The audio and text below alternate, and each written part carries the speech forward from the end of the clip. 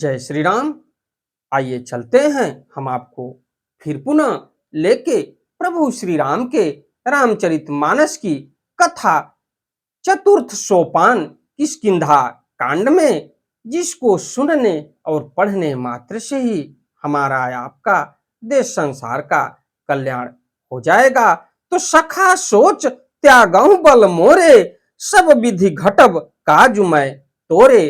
तो प्रभु श्री राम पहुंच चुके हैं किष्किंधा में और प्रभु श्री राम और सुग्रीव की मित्रता भी हुई और उसके बाद अग्नि अग्नि को साक्षी मान के प्रभु श्री राम ने सुग्रीव को भी वचन दिया और सुग्रीव भी अपने वचनों पर अडिग रहे कि प्रभु श्री राम की मैं सहायता करूंगा।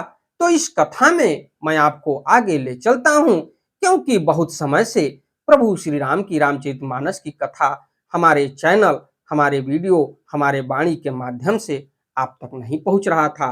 तो आज मैं आपको ले चलता हूं प्रभु श्री राम के रामचरितमानस की कथा किष्किंधा कांड में।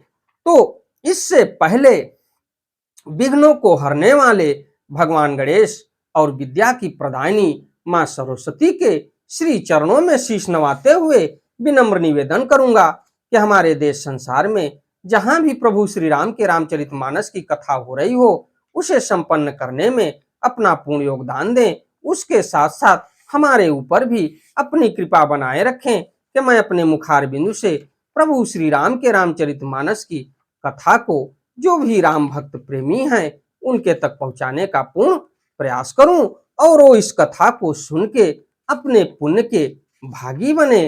तो चलते चलते आपको एक आवश्यक सूचना देना चाहता हूं कि आप अंधविश्वास से दूर रहिए और प्रभु श्री राम के श्री चरणों में समर्पित होइए, जहां से हमारा आपका देश संसार का कल्याण होगा। तो आइए चलते हैं प्रभु श्री राम के रामचरितमानस की कथा किष्किंधा कांड में। ओम श्री जानकी वल्लभो विजयते, नाई चरण सिर कह कर जोरी, नाथ मोहि कछु नाहि निखोरी, अतिशय प्रबल देव तब माया, छूटई राम करहु जो दाया।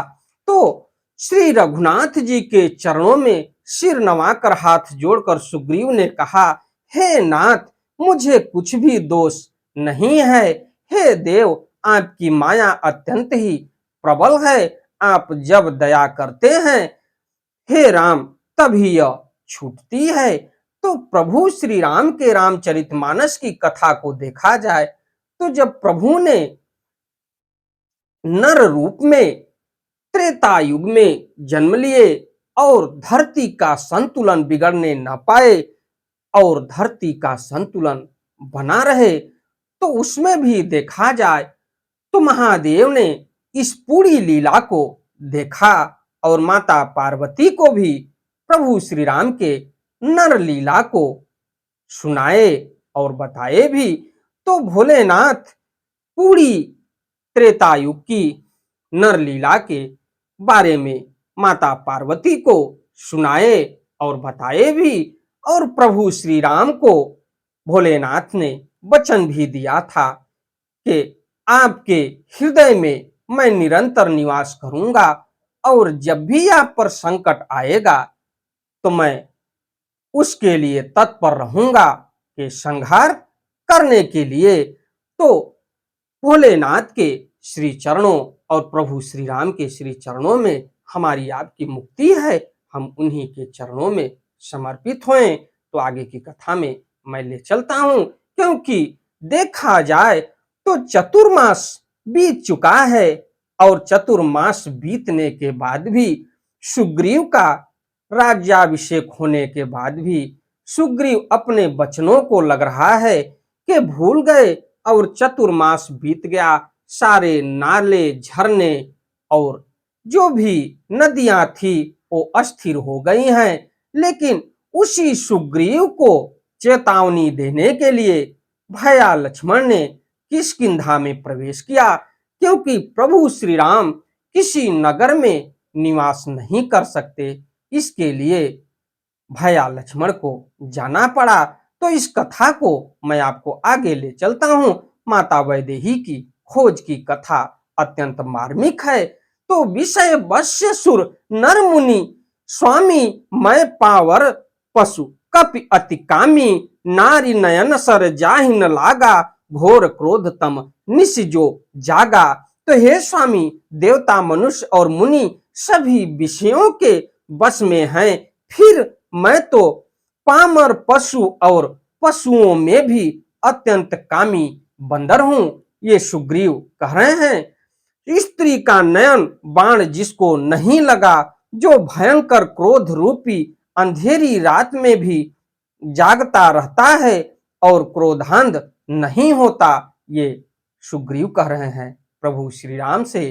क्योंकि जानते हैं सुग्रीव कि प्रभु श्री राम को अगर क्रोध आ गया तो धरती पर प्रलय आ जाएगा। इसके लिए उनको पहले शांत किया जाए। पास जहि गर न बंधाया सो नर तुम समान रघुराया यह गुण साधन ते नहीं होई तुम्हारी कृपा पांव कोई जोई।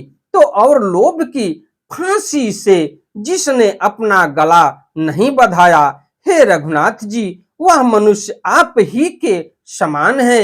हे गुण साधन से नहीं प्राप्त होते, तो आपकी कृपा से ही कोई कोई इन्हें पाता है कि जिनके ऊपर आपकी कृपा हो गई उसको हर तरीके से सुख की प्राप्ति हो गई। तब रघुपति बोले मुस्काई तुम प्रिय मोहि भरत जिमि भाई अब सोई जतन करहु मन लाई जहि विधि सीता के सुधि पाई। तो प्रभु प्रसन्न हुए और कहे कि सुग्रीव तुम तो मेरे लिए भरत जितना ही प्रिय हो, और अब ऐसा विचार बनाया जाए और ऐसा योजना बनाया जाए जिससे माता वैदेही की खोज शुरू किया जाए। तब श्री रघुनाथ जी मुस्कुराकर बोले, हे भाई तुम मुझे भरत के समान प्यारे हो, अब मन लगाकर वही उपाय करो जिस उपाय से सीता की खबर मिल सके। यही विधि होत बत कही आए बानर जूत नाना बरन सकल दिश देखिए कीस बरूत। तो इस प्रकार बातचीत हो रही थी कि बानरों के यूथ झुंड आ गए। अनेक रंगों के बानरों के दल सब दिशाओं में दिखाई देने लगे कि चारों तरफ वार्तालाप होते होते बानरों का झुंड आ गया और चारों दिशाओं में उनका एक वर्चस्व दिखाई देने लगा।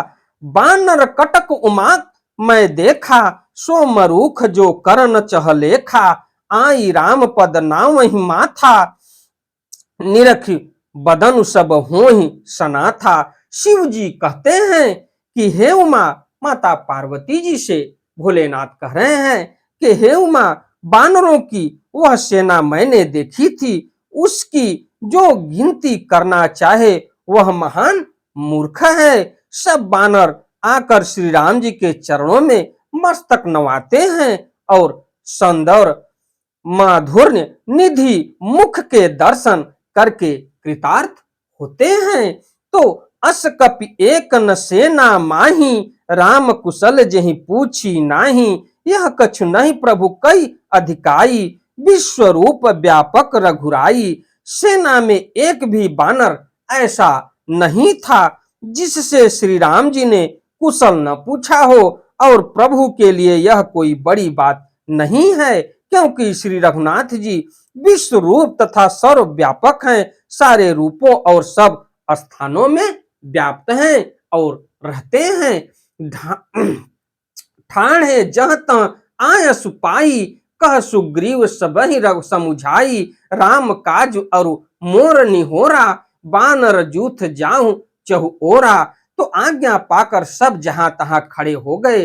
तब सुग्रीव ने सबको समझाकर कहा कि हे बानरों के समूहों, यह श्री रामचंद्र जी का कार्य है और मेरा निहोरा अनुरोध है, तुम चारों ओर जाओ। क्योंकि सुग्रीव महाराज थे, बाली के अपने लोक में पहुंचाने के बाद सुग्रीव का राज्याभिषेक हुआ और उन्हीं के अधीन इन वानरों को चलना है। और सुग्रीव आदेश दे रहे हैं कि प्रभु श्री राम जी का कार्य है और हमारा अनुरोध है कि तुम चारों ओर जाओ। जनक सुता कहूं खोजहु जाई, मास दिवस मह आयो भाई। अवध मेट जो बिन सुधि पाई, आवई बिन ही सुमोहि मराए। तो और जाकर जानकी जी को खोजो हे भाई, महीने भर में वापस आ जाना। जो महीने भर की अवधि बिताकर बिना पता लगाए ही लौट आवेगा, उसे मेरे द्वारा मरवाते ही बनेगा, अर्थात मुझे उसका वध करवाना ही पड़ेगा। ये सुग्रीव कह रहे हैं वानरों से कि 1 महीने के अंदर ही माता वैदेही की खोज लगा के आप लोग वापस आइएगा। अगर 1 महीने के बाद खोज लगा के अगर आप नहीं आ पाते तो उसको मृत्यु दंड मिलेगा। ऐसा सुग्रीव ने अपनी सेना से कहा। वचन सुनत सब बानर, जहां तहां चले तुरंत। तब सुग्रीव बुलाए अंगद नल हनुमंत। अब सुग्रीव जी अंगद, नल और हनुमंत को बुला रहे हैं, जो हमारे इस कलयुग में जागृत देवता के रूप में पूजे जाते हैं। और उन्हीं के आशीर्वाद से हमको सुख समृद्धि की प्राप्ति होती है। तो सुग्रीव के वचन सुनते ही सब वानर तुरंत जहां तहां भिन्न भिन्न दिशाओं में चल दिए। तब सुग्रीव ने अंगद, नल, हनुमान आदि प्रधान प्रधान योद्धाओं को बुलाया और कहा, सुनहु नील अंगद हनुमाना, जामवंत मति धीर सुजाना। सकल सुभट मिली दक्षिण जाहू, सीता सुध पूछ्यो सब काहू। तो इन लोगों से सुग्रीव कह रहे हैं, नल, नील और अंगद से, कि आप लोग दक्षिण दिशा की तरफ जाइएगा। हो सकता है कि दक्षिण दिशा में ही माता वैदेही का कुछ सुराग मिले कि दक्षिण दिशा में माता वैदेही किस स्थान पर हैं। तो हे धीर बुद्धि और चतुर नील, अंगद, जामवान और हनुमान, तुम सब श्रेष्ठ योद्धा मिलकर दक्षिण दिशा को जाओ और सब किसी से सीता जी का पता पूछना। तो मन क्रम वचन सो जतन विचारे हो, रामचंद्र कर काजु सवारे हूं। भानु पीठ से उर आगी, स्वामी ही सर्व भाव छल त्यागी। तो मन, वचन तथा कर्म से उसी का सीता जी का पता लगाने का उपाय सोचना, श्री रामचंद्र जी का कार्य संपन्न सफल करना, सूर्य को पीठ से और अग्नि को हृदय से और सामने से सेवन करना चाहिए, परंतु स्वामी की सेवा तो छल छोड़कर सर्व भाव से मन, वचन, कर्म से करनी चाहिए। तो तज माया से यह परलोका, मिटी सकल भव संभव शोका। देह धरे कर यह फल भाई, भजिय राम सब काम बिहाई। तो माया, विषयों की ममता, अशक्ति को छोड़कर परलोक का सेवन, भगवान के दिव्य धाम की प्राप्ति के लिए भाव वत से वह रूप साधन करना चाहिए, जिससे भव जन्म मरण से उत्पन्न सारे शोक मिट जाएं। हे भाई, देह धारण करने का यही फल है कि सब कामों कामनाओं को सोच छोड़कर श्री राम जी का भजन ही किया जाए। तो इसी के साथ मैं अपनी वाणी को विराम देता हूं। हमारी वीडियो, हमारी कथा आपको अच्छी लगे तो वीडियो को लाइक करिए, शेयर करिए, चैनल को सब्सक्राइब करिए, बेल आइकन दबाना न भूलिए, जिससे हमारी कोई भी महत्वपूर्ण धार्मिक वीडियो आप तक शीघ्र पहुंचे। आपका स्नेह और प्रेम हमको इसी तरीके से मिलता रहे और जहां तक हो सकेगा मैं आपको प्रभु श्री राम के रामचरितमानस की कथा को और भोलेनाथ के श्री शिव महापुराण की कथा को आप तक पहुंचाने का पूर्ण प्रयास करूंगा। आपका स्नेह प्रेम हमको इसी तरीके से मिलता रहे। अंधविश्वास से दूर रहते हुए भोलेनाथ के श्री चरणों में समर्पित होइए। चलते चलते एक बार प्रेम से बोलिए, प्रभु श्री राम की जय हो। प्रभु श्री राम की जय हो। प्रभु श्री राम की जय हो।